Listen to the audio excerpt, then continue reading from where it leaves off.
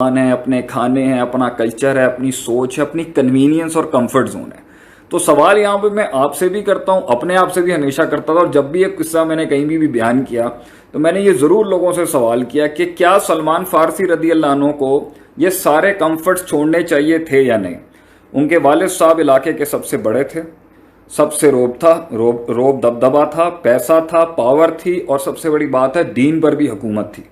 دین بھی ان کے ہاں مانا جاتا تھا, تو لوگ اسپرچولی بھی انہیں پیر مانتے تھے, ریلیجیسلی بھی مانتے تھے, پولیٹیکلی بھی مانتے تھے, اکنامیکلی فائنینشلی بھی مانتے تھے. تو اتنے کمفرٹ زونز, جب رشتے بھی آسانی سے مل جانے تھے, کسی سے بھی آپ شادی کر سکتے تھے, سب لوگ عزت کرتے تھے, سب لوگ سلام کرتے ہوں گے, سب لوگ رسپیکٹ کرتے ہوں گے معاشرے کے اندر.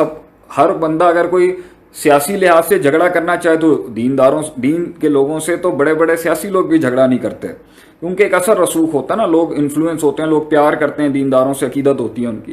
تو اگر دین پہ حملہ کرنے کی کوشش کرتے ہیں تو پولیٹیکلی پاورفل اسٹرانگ تھے. اور اگر یہ دونوں ہی طاقت کے ساتھ ساتھ جب پیسہ بھی تھا تو پیسہ لگا کے بھی بہت اثر رسوخ تھا. تو وائی سوال اٹھتا ہے کہ جب ان کے پاس سب کچھ تھا تو وائی ڈیڈ ہی اسٹاپ. اتنی بڑی ضرورت کیا تھی جمپ لینے کی, اتنا بڑا لیپ آف فیتھ, اتنا بڑی چیز کرنے کی ضرورت کیا تھی, کیا ضرورت تھی یہ سب چیزیں چھوڑنے کی. چل رہا تھا چلنے دیتے, جیسے آج ہماری زندگی میں چل رہا ہے, سب چل رہا ہے, سب روٹین ورک ہے. ہم نے 12 سال کا یہ کرنا ہے, O levels A levels enter کرنا ہے, پھر 4 سال کا بیچلرز کرنا ہے نہیں کرنا, اس کے بعد ہم نے ماسٹرز کرنا ہے نہیں کرنا, پھر اس کے بعد ہم نے جاب کرنی ہے, جاب یا بزنس کرنا ہے, پھر اس کے بعد شادی کرنی ہے, پھر ہم نے بچے ہونے ہیں, پھر ہم نے وہ بچے پالنے ہیں, پھر ان بچوں کو بڑا کرنا ہے, پھر فلاں 3-4 کر کے ہمارے دوست یار ہو جائیں گے, ہفتے کے اینڈ کے اوپر ان کے ساتھ ویکینڈ پہ پارٹیز ہو جائیں گی, کچھ ہم ہفتے میں 1 آدھ دن شاپنگ پہ چلے جائیں گے, کہیں بچوں کو چل کرا لیں گے. پھر عورتیں بیٹھی ہوئی ہیں, وہ اپنے بچے ڈسکس کر رہی ہوگی, وہ اپنے بچے ڈسکس کر رہی ہوگی, میرا والا یہ کرتا ہے, میرا والا وہ کرتا ہے. کچھ یہاں پر خاوندوں کی بات ہوتی ہوگی, جو خاوند ہیں وہ ویکینڈ کے اوپر کہیں نہ کہیں یا مہینے کے اندر کہیں نہ کہیں یا 2 مہینے میں آ کے جا کے کہیں ٹریولنگ کر لیا کرتے ہوں گے. This is the whole concept of life success and prosperity. اس کے ساتھ ساتھ پھر تھوڑا بہت جو رسک ٹیکنگ اور چل فیکٹر ہوگا وہ بزنسز میں کوئی لیتا ہوگا, کوئی جاب میں بڑی پوسٹ لیتا ہوگا, کوئی ملک چھوڑ کے باہر چلا جاتا ہوگا. دس از ان اے نٹ شیل آج کی ہیومن لائف یہی تھی. سوال یہ سارے روٹین کے اندر سلمان فارسی رضی اللہ عنہ کو ضرورت کیا تھی کہ وہ اپنے گھر سے نکلتے اور وہ یہ سوال اٹھاتے اپنے آپ سے کہ میں یہ سب چھوڑ دوں, شام چلا جاؤں. شام یہاں سے بھی اگر شام کی اگر آپ فلائٹ لینا تو بھی گھنٹوں کی ہوگی میرے خیال سے. تو اگر آپ نے اونٹوں پہ سفر کر کے جانا ہے تو بھائی جان کوئی 6-8 مہینے کا اگر سفر ہو, نہ کوئی آپ کو جانتا ہے, نہ کوئی آپ کو سلام کرنے والا ہے, نہ کوئی عزت دینے والا ہوگا, نہ کوئی کھانا دینے والا ہوگا. سب سے بڑی بات یہ, ابھی میں پچھلے دنوں ٹرکی گیا ہوا تھا, میں انہیں سمجھا ہی نہیں پایا مجھے کیا کھانا ہے, میں بس دیکھ کے کھا رہا تھا. آپ انہیں جس جگہ پر, کیونکہ انگلش تو چلتی نہیں ہے ٹرکی کے اندر, وہاں پہ یا عربی چلتی ہے یا وہاں پر آپ کا اللہ بھلا کرے ٹرکش چلتی ہے. تو اب عربی کے اندر بھی جو نا پھر ایک لوکل عربک ہے, پھر ایک فصیح ہے کہ مطلب جو ایک قواعد کے ساتھ پڑھنے والے ہیں. تو ہمارا تکلم تو اتنا اسٹرانگ نہیں ہے, چلو تھوڑا بہت ہم گزارا کر لیتے ہیں. پڑھنے پڑھانے کے لحاظ سے تو چلیں عربی اللہ نے جتنی سکھائی ہے وہ ہم کر لیتے ہیں جو علم پڑھا ہے. تو اس کے اندر بھی بھائی اب کسی کو کچھ سمجھانا, اٹکے ہوئے ہم ایک جگہ کے اوپر, میں آپ کو بتا نہیں سکتا, ایک جگہ پر ہماری گاڑی پھنس گئی اور ہم نے ان کو کہنا تھا ہم نے یہاں سے وہاں جانا, وہ سمجھانے میں 10 منٹ لگ گئے. اس حد تک کہ ہمیں گوگل کھولنا پڑا اور وہ گوگل ٹرانسلیٹ کے اندر جا کے نا ہم لکھتے پھر اسے کنورٹ کرتے اور وہ پھر آگے سے ٹرکش میں اس کو بتاتا. تو یہ تو فیسلٹیاں ہمارے پاس تھی. اس زمانے میں تو یہ کچھ بھی نہیں ہوگا, زبان بھی نہیں آتی, لوگ بھی نہیں جانتے, یہ بھی نہیں پتا بھائی کس کی اولاد ہے, پیچھے کو لوگ بھی ہیں یا نہیں. یہ سارے غم دکھ کے اندر پھر سفر ویسے ہی ایک عذاب ہے. سفر سے ویسے بھی آپ صلی اللہ علیہ وسلم بغیر کسی وجہ کے سفر نہیں کیا کرتے تھے علیہ الصلوۃ والسلام. اس کے اندر تکلیفیں ہیں, حاجت کرنی ہو, ڈاکو ڈکیت ہوتے ہیں, رستے میں اتنی تکلیفیں ہیں, پھر بھوک پیاس, پھر سورج, پھر یہ دھوپ. کیوں؟ Why did he do it? سوال یہ اٹھتا ہے کہ سلمان فارسی رضی اللہ عنہ نے یہ فیصلہ کیوں لیا. اب سب سے بڑا ایک اور سوال, جب آگے منزل کا بھی نہیں پتا. ابھی تو یہ بالکل ابتدائی ایک چرچ کی ایک محفل میں جانے کے بعد یا ایک دینداروں کی اللہ کی کچھ بات سننے کے بعد, جو ہم نارمل درسوں میں سن لیتے ہیں, کسی علماء کی کلپس آ جاتی ہیں فیس بک پر بھی. اب تو یہ بڑا فاسٹ سوشل میڈیا کا دور ہے, سارا کچھ اویلیبل ہے. اس زمانے میں تو تھا ہی کچھ نہیں. ہم بھی جب بیک ان 2000 میں جب ہماری شروعات ہوئی تھی کچھ بھی اویلیبل نہیں تھا. سیڈیاں آتی تھیں اس ٹائم پر, سیڈیاں آتی تھی علماء کی, اسکالرس کی سیڈیاں, کیسٹس ہوا کرتی تھیں. کیسٹس کا نہیں, سیڈیز کا دور تھا وہ. وہ بھی بڑی مشکل سے کوئی بھائی ریکارڈنگ کرتا ہو، کسی علماء کسی عالم دین کا جمعہ سنتا ہو تو ٹھیک ہے، لیکن یہ باہر کے علماء، اب تو انگلش کے اسکالرز آ گئے ہیں، مدینہ کے آ گئے ہیں، انگلینڈ کے آ گئے ہیں، تو کسی کو بھی آپ سن سکتے ہیں دنیا میں. تو سوال یہاں پہ اٹھتا ہے کہ ہم نے جو ہے وہ فیصلہ اپنی زندگی میں، وہ تھوڑی بہت بھی کوئی بات سننے، ایک آدھ درس سننے کے بعد بھی کون فیصلہ کرتا ہے اتنا؟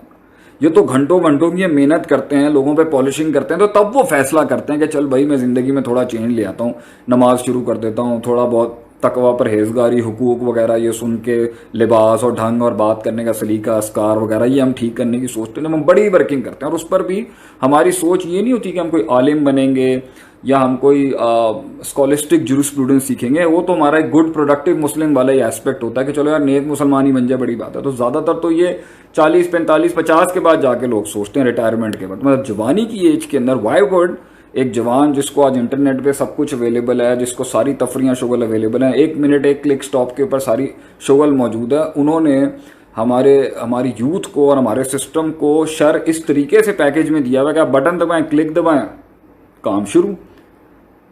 انہوں نے تو کچھ الفاظ سنے ہوں گے، کچھ تھوڑا سا ایک درس سنا ہوگا، تھوڑی سی دین کی بات سنی تھی، انہوں نے اتنا بڑا فیصلہ کر لیا اس حق کو تلاش کرنے کے لیے. آگے منزل کا نہیں پتا، مقصد کا نہیں پتا، جس کے پاس جا رہے ہیں ان لوگوں کا نہیں پتا، وہ سیدھے ہیں، ٹیڑے ہیں، مزاج والے ہیں، چودھری ہیں، وہ بدماش ہیں، وہ مطلب عالم بھی ہیں، نہیں ہیں بھی تو حق پر ہیں، یا علماء سو ہیں، یا پتہ نہیں زندہ بھی ہیں، یعنی میں پہنچوں گا بھی نہیں. یہ سارے ڈسٹربنسز کے اندر بھی میرا آپ لوگوں سے سوال ہے یہاں پر، کیا سلمان فارسی رضی اللہ عنہ کو فارس چھوڑنا چاہیے تھا؟ should he have left his home؟ کیا انہیں چھوڑ کے جانا چاہیے تھا صرف ایک فیل کے اوپر، ایک گٹ فیل کی جو تلاش ہے، میری زندگی کی جو اصل نچوڑ ہے، میری زندگی کی جو اصل پکار ہے، یہ ان کی 2-4 باتیں سننے کے بعد میں نکل جاؤں اس رستے کے اوپر؟ تو میرا ایک جملہ تھا نا، میں نے اپنی ایک تقریر میں کہا تھا، نکل جا اپنے رستے کے اوپر، جا کرا برباد اپنی زندگی کو، آبادیاں بھی اللہ تیرے ہاتھ سے لکھوائے گا. یہ میری ایک تقریر کے جملے تھے، یہ ایویں نہیں نکلے تھے. تو میں کیونکہ اپنی تو میں کہانی سناؤں گا نہیں، یہ تو بڑے لوگوں کی کہانیاں چل رہی ہیں، اور وہ لوگ مجھے کہتے بھی ہیں آپ بتائیں کہ آپ کا کیا تھا زندگی میں، how did it all happen, what was the drive. No, رکھیں گے ہم اس کو آگے کے لیے، لیکن ہم بھی کچھ ایسی سفر، اسی سے ہم تو پیروں کی خاک نہیں ہیں، یہ تو بہت بڑے لوگوں کا ذکر ہو رہا ہے، لیکن جب نکلے تھے کچھ نہیں پتا تھا. ایسے ہی زندگی میں فیصلے کرتا ہے انسان، ایسے ہی نکلتا ہے باہر، اسے کچھ نہیں پتا ہوتا، ایسے ہی رشتے بناتا ہے، ایسے ہی انیشیٹو لیتا ہے، اسے کچھ نہیں پتا ہوتا. اس لیے اللہ کہتا ہے فَإِذَا عَزَمْتَ فَتَوَكَّلْ عَلَى اللَّهِ، فیصلہ کر لے، دل تیرا مطمئن ہو جائے، اگر استخارہ کر یا جو بھی، چھوڑ دے پھر اللہ کے اوپر، اونٹ باندھ، تدبیریں کر اپنی، پھر اللہ پر چھوڑ اس کو، کیونکہ آپ اینڈ تک جان ہی نہیں سکتے. اگر پوری، اور یہ زندگی کی بھی سٹوری کے بارے میں، اگر اینڈ تک سب کچھ ہی پتا چل جائے گا تو کیا پھر اس زندگی کو ہم کیسے، اگر ہمیں پتا چل جائے آگے کہاں سے ٹھوکریں لگنی، ہم تو ڈپریشن سے مر جائیں گے. اور اگر ہمیں نہ پتا چلے اور ہم اس ڈر سے پیچھے رہ جائیں کہ ہونا کیا ہے، تو الایمان بین الخوف والرجاء، ایمان امید اور خوف کے بیچ میں پلتا ہے اور پنپتا ہے. It is between the hope and fear where the faith really strengthens. اور ڈیسیشن میکنگ کا بھی یہی اصول ہے، it is between hope and fear. فیصلے، انیشیٹوز، عزم، قصد، نیتیں خوف اور امید کے بیچ میں ہی ہوتی. ٹوٹل خوف ہو جائے تو ڈپریس ہو جائے گا، ٹوٹل امید ہو جائے تو بہت بے ڈھنگا اور بد تہذیب ہو کے فوراً ہی نکل جائے گا اور کوئی لحاظ ہی نہیں رکھے گا. بیلنس کرنے کے لیے دونوں چیزیں ہوتی ہیں. And Salman Farsi did take the step. آگے بڑھتے ہیں، قصہ بڑھاتے ہیں، کہ میں قصے کے ساتھ ساتھ آپ کی زندگیوں کی بھی بہت سے مسائل اس میں سالو ہو جائیں گے. آپ لوگ سوال کرنا چاہتے ہیں، آپ سوال سے زیادہ نا سٹوری کے ایسنس اور لیسنس کے اوپر کانسنٹریٹ کریں، آپ کو بہت مال ملے گا اور مواد ملے گا اس کے اندر. تو وہ کہتے ہیں کہ میں جو ہوں، اس وقت میں نے فیصلہ کیا، وہ ایک قافلہ آیا، میں نے اس قافلے کے ساتھ جیسے میں نے فیصلہ کیا، میں نے بیڑیاں توڑی اور میں اللہ کا نام لے کے نکل گیا. ثم خرجت معہم، میں ان کے ساتھ نکل گیا، حتی قدمت الشام، اس حد تک کہ میں ملک شام، ارض شام کی زمین پر پہنچ گیا. اتنا سفر، اتنی دھوپ، اتنی پیاس، کچھ نہیں پتا آگے کیا ہونا ہے، کچھ نہیں پتا وہ لوگ کون ہیں، یہ بھی نہیں پتا کہ اللہ ملنا ہے یا نہیں اس رستے پر. یعنی تو میں نے اللہ کی کچھ باتیں سنی. حوصلہ دیکھیں آپ، یہ واقعی سم ٹائمز ہم تو جنہوں نے کیا ہے وہ سمجھ سکتے ہوں گے، جنہوں نے شروعات کی ہے زندگی کے اندر اپنے اندر انقلاب لانے کی، وہ جانتے ہیں کہ یہ کیسے قدم ہوتے ہیں. اور یہ پہلے قدم بڑے مشکل ترین قدم ہوتے ہیں. آگے تو انسان کو کر کر کے عادت آ جاتی ہے. یہ پہلا قدم جو ہوتا ہے نا تبدیلی کا اپنی طرف، اپنے آپ کو جاننے کا، اپنے آپ سے جنگ لڑنے کا، اپنے آپ کو ایک سوال دینے کا، ایک تحریر دینے کا، ایک تقریر دینے کا، پھر ایک جواب دینے کا، پھر ایک خطاب دینے کا، جو پہلا سفر ہوتا ہے نا، اور اس کی بیوٹی میں کہتا ہوں جو اس کا مزہ ہے نا، اگر پھر سے ریپیٹ کرنے کا وقت آئے نا، تو وہ جو شروعات تھی نا کہ جب کوئی نہیں ہوتا، اکیلا تن تنا انسان پہاڑ کے نیچے کھڑا ہوتا ہے، اکیلے ان کمزور دو بازوؤں کے اوپر اس نے اتنی بڑی سلطنت اٹھائی ہوئی ہوتی ہے.